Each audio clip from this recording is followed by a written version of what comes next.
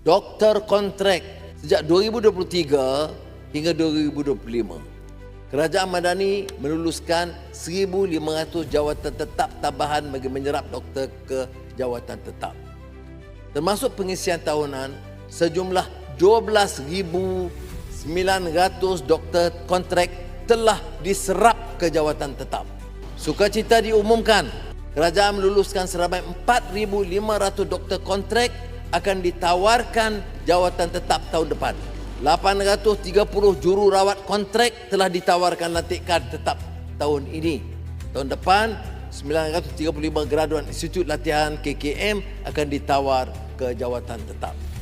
Kadar fee perunding pengamal perubatan am tidak disemak sejak 2006.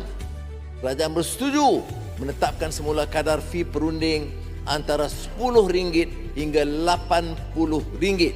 Sukacita saya umumkan, kadar allowance tugas atas panggilan etap yang tidak dikaji sejak 2011 dinaikkan sekitar 40%, dan ini juga rekod kerana kita mula dari 1 Oktober.